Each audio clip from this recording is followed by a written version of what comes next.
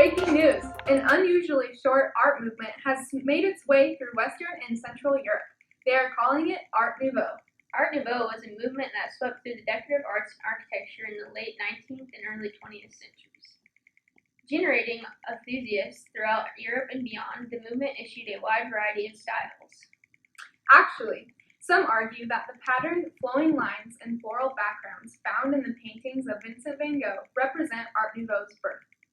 The artists also drew inspiration from both organic and geometric forms, evolving elegant designs that united flowing natural forms with more angular contours. The movement was committed to abolishing the traditional hierarchy of the arts, which viewed so-called liberal arts such as painting and sculpture as superior to craft-based decorative arts, and ultimately it had far more influence on the latter. In urban hubs such as Paris, Prague, and Vienna, and even in Eastern European cities like Budapest and Hungary, Art Nouveau-inspired architecture prevailed on a grand scale, in both size and appearance. Turn-of-the-century buildings like the Museum of Applied Arts in Budapest and the Secession Building in Vienna are prime examples of Art Nouveau's decorative and symmetrical architectural aesthetic.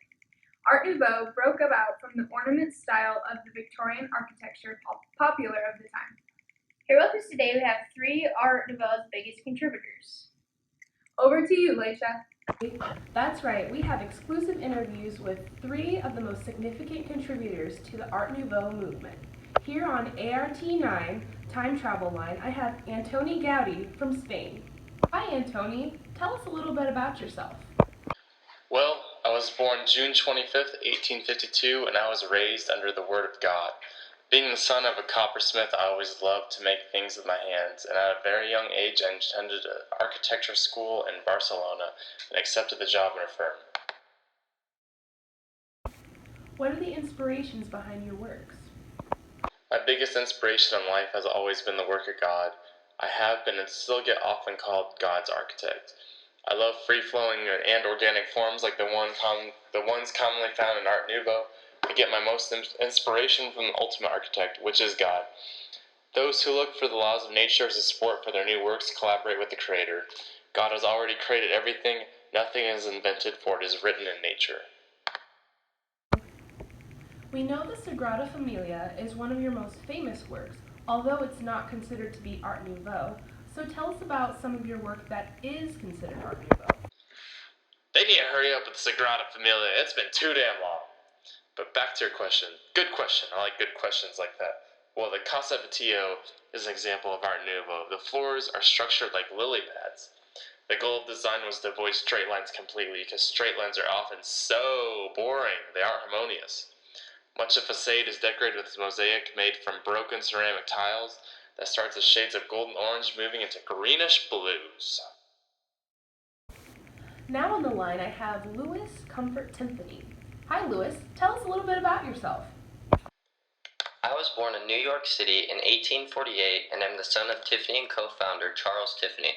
Fellas, if you don't know what I'm talking about, come to Tiffany's and we'll have you leaving with a little blue box for your special lady. I also started my own firm, which was later named Tiffany Studios.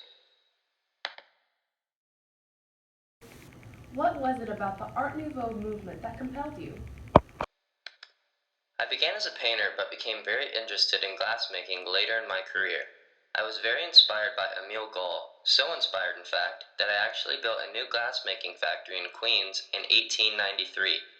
I have always striven to fix beauty in wood, stone, glass or pottery, in oil or watercolor by using whatever seemed fittest for the expression of beauty, and that has been my creed. What was your contribution to Art Nouveau? Well, I was considered the most prominent American artist in the entire Art Nouveau movement. Also, glass was a key characteristic of Art Nouveau, which is what I spent most of my career working with. Last but certainly not least, we have Louis Sullivan. Louis, tell us a little bit about yourself. I was born on September 3rd, 1856 in Boston and entered MIT when I was only 16 years old.